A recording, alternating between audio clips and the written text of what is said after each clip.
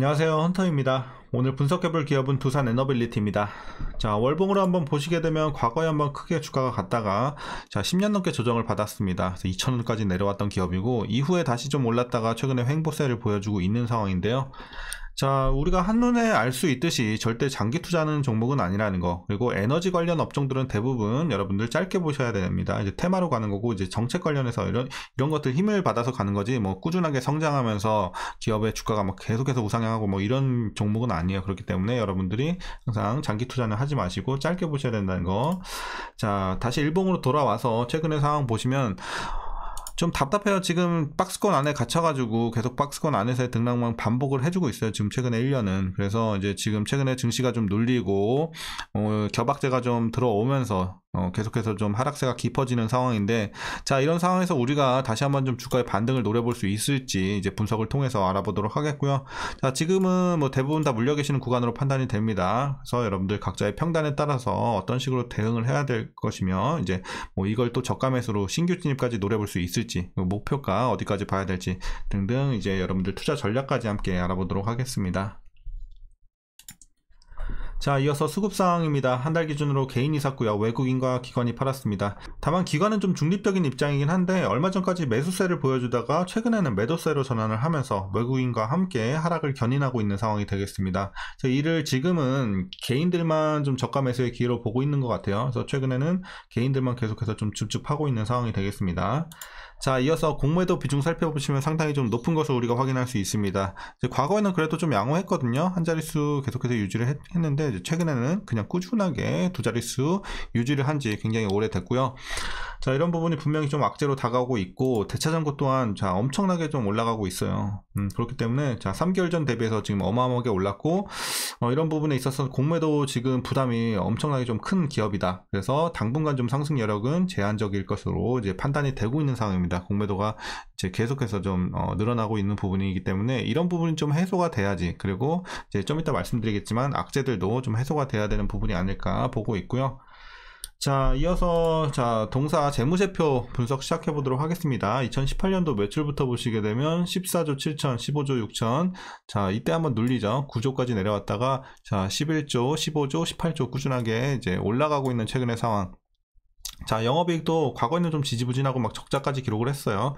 당기순이익도 마찬가지고, 하지만 최근에는 다시 한번 좀 올라주고 있다는 점 좋아 보이고, 당기순이익은 작년에 한번 다시 누르긴 했지만 올해 다시 한번 흑전하면서 좋은 이제 좀 올해 실적을 알리고 있는 상황입니다. 그래서 뭐 분기별로 봤을 때도 그렇고 전년 동기 대비해서도 계속해서 올라주고 있는 상황. 그래서 올해 실적에서는 뭐 크게 건드릴 건 없어요. 꾸준하게 좋아지고 있는 최근의 흐름이고, 올해 실적 좋습니다.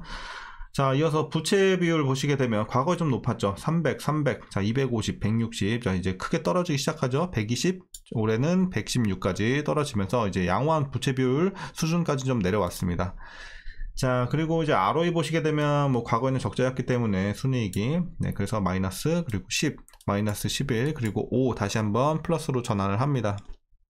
뭐 그래서 사실 수익성 자체는 좀 아쉬워요. 5 정도면 좀 아쉬운 수치긴 하지만 그래도 마이너스를 좀 벗어났다는 점에서만 의미를 두면 될 것 같고, EPS도 뭐 엄청 훌륭한 수준은 아니지만 그래도 플러스 전환했다 정도로만 좀 보시면 되겠습니다.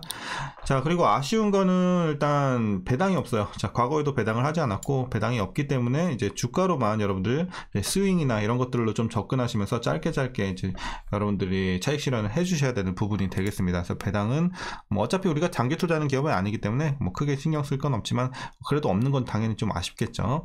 자, 그리고 이제 현재 PER은 23.94배, PBR은 1.22배 나오고 있습니다. 자, 그리고 현재 주가 밸류에이션 상황은 지금은 살짝 비싼 구간으로 좀 보고 있습니다. 그래서 여전히 지금 주가가 많이 내려온 상황이긴 하지만 그래도 싸다고 보기는 좀 힘들어요. 이렇게 말씀드리겠고, 자, 이어서 동사 관련 이슈 한번 살펴보도록 하겠습니다. 자, 먼저 오늘은 이제 좋은 점 먼저 말씀드리고, 그리고 호재 먼저 말씀드리고, 그 다음 뒷부분에 악재 말씀드리겠습니다. 자, 이제 먼저 호재 뭐가 있냐. 자, 국내 에너지 정책 변화에 맞춰 풍력, 연료 전지, LNG 가스터빈 등 신규 성장 동력이 추가되는 가운데 지속적인 구조조정과 재무구조 개선으로 이익 체력 정상화가 빠르게 확인되고 있습니다. 최근 정부의 전력 정책도 기업 영업활동의 순방향으로 작용하고 있어서 이런 업황도 긍정적으로 좀 우리가 판단을 할 수 있겠습니다. 자, 그리고 동사는 자회사 두산밥켓의 실적 호조에 더해서 에너빌리티 부문도 늘어난 수주 잔고를 기반으로 개선 추세가 이어질 전망이 있습니다. 먼저 에너빌리티 부문 보시게 되면 상반기 신규 수주가 5조가 좀 넘어요. 그래서 전년 대비해서 63.6% 그리고 수주 잔고는 17%가량 증가를 했습니다. 이런 부분 좋아 보이고요. 자, 그리고 최근 380메가와트급 발전용 가스터빈 수주에 성공을 했습니다. 그리고 남은 하반기에도 가스터빈 실증, SMR, EPC 등 이런 추가 수주가 기대가 되고 있습니다. 그래서 연간 수주 목표 8조 6천억 원 달성 가능성이 높아진 상황이고요. 그리고 국내 대형 해상풍력에서 유의미한 점유율 달성이 기대되는 가운데 LNG 가스터빈 국산화로 인한 신규 및 교체 수요도 이제 지속적으로 발생할 가능성이 높은 상황이 되겠습니다. 그래서 지금까지는 이제 호재 말씀드렸고요. 이제 악재 두 가지 말씀드리겠습니다. 먼저 분식 회계 논란이 좀 있는데요. 자, 금감원이 두산 에너빌리티가 회계 처리 기준을 위반했다고 판단해서 이제 징계 절차에 들어간 것으로 확인이 되고 있습니다. 금감원은 두산 에너빌리티가 2016년 인도에서 2조 8천억 원 규모의 화력발전소 공사를 좀 수주를 한 후에 원가 상승에 따른 손실을 이제 적기에 처리하지 않았다고 판단을 했습니다. 그래서 지난 2021년부터 감리를 좀 벌여왔는데요. 법률에 의하면 고의 또는 중대한 과실로 회계 처리 기준을 위반한 회사의 위반액의 20% 이내에서 과징금을 부과하도록 하고 있습니다. 그래서 이런 부분이 좀 악재로 다가오고 있고, 위반의 동기가 고의라면 과징금이 더 많아질 수 있다는 점 참고하시면 되겠습니다. 첫 번째 악재였고, 이제 두 번째 악재는 마지막 내용인데요. 자, 동사가 시공을 맡았던 이 서울 중구 소재 오피스 신축 공사 현장에서 40대 근로자가 추락하면서 사망하는 사건이 좀 발생을 했습니다. 사고가 난 현장은 상시 근로자 50인 이상, 공사 금액 50억 원 이상인 사업장이기 때문에 중대재해처벌법 적용 대상에 있습니다. 그래서 이런 부분도 약간의 좀 악재로 계속해서 겹악재가 나오고 있는 상황입니다. 자, 이제 최근의 이슈는 여기까지 좀 말씀드렸고, 호재와 악재로 나눠서 말씀드렸고, 지금은 공존하는 구간입니다.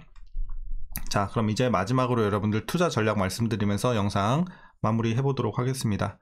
자, 먼저 신규 진입에 있어서는 반대 의견 드리도록 하겠습니다. 일단 지금 시각적으로는 많이 내려왔기 때문에 싸 보일 수는 있거든요. 하지만 여전히 고평가 구간이라는 점, 그리고 최근에 굉장히 좀 급격하게 늘어난 공매도 이런 것들이 계속해서 상단을 짓누를 거라는 거, 그리고 겹악재들 아직 해소가 되지 않은 상황에서 들어가는 것은 좀 무리라고 판단이 되고 있습니다. 그래서 좀 더 관망하셨다가 이런 악재들이 해소가 되고 공매도 비중이 좀 안정화가 됐을 때 우리가 들어가는 것이 훨씬 좋아 보입니다. 그래도 좀 고무적인 점은 그래도 실적이 잘 뒷받침되고 있다는 점은 그래도 좀 괜찮아는 보입니다. 하지만 그렇다고 하더라도 신규 진입은 좀 자제해 주시는 게 좋겠고, 자, 이제 보유자분들 대응 방법 말씀드리도록 하겠습니다.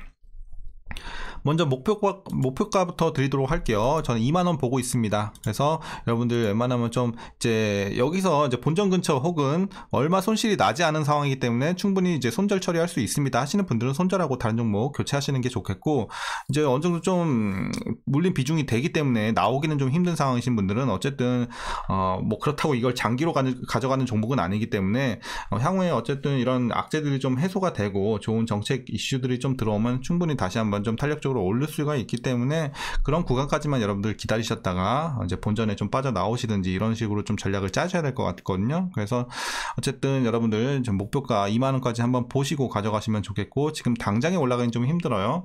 그래서 향후에 증시가 좀 안정이 되고 이런 악재들이 소멸을 하면서 뭐 좋은 정책 관련 모멘텀들이 좀 들어온다면 충분히 반등하면서 목표가까지 올라갈 수 있는 부분이 되기 때문에 어쨌든 시간이 좀 필요는 하겠지만 여러분들 잘 지금은 버텨내셔야 되는 구간이지 않을까 이렇게 판단이 됩니다. 자, 이제 마지막으로 위에서 물리신 분들 대응 방법은요.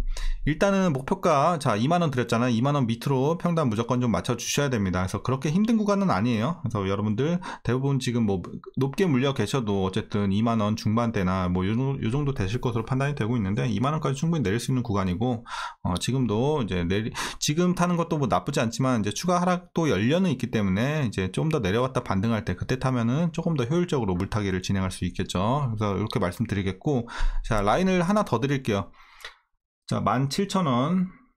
네, 17,000원 라인 하나 더 드렸고, 이건 뭐냐면은 이제 여러분들 2만원 근처에서 물린 분들 있죠. 자, 목표 주가 근처에서 물리신 분들 뭐 그냥 가져가셔도 상관없어요. 하지만 난 좀 빨리 빠져나오고 싶어요, 빨리 좀 탈출을 하고 싶습니다 하시는 분들은 17,000원까지 맞춰주시면 좋을 것 같아요. 뭐 이 밑에까지 내리면 더 좋긴 하겠지만 그렇다고 해서 엄청나게 크게 물린 구간은 아니기 때문에 여러분들 무리하게 비중을 늘릴 필요는 없다고 생각을 합니다. 그래서 살짝 물타서 그냥 17,000원 정도만 빼주셔도 충분하지 않나, 이렇게 말씀드리도록 하겠습니다.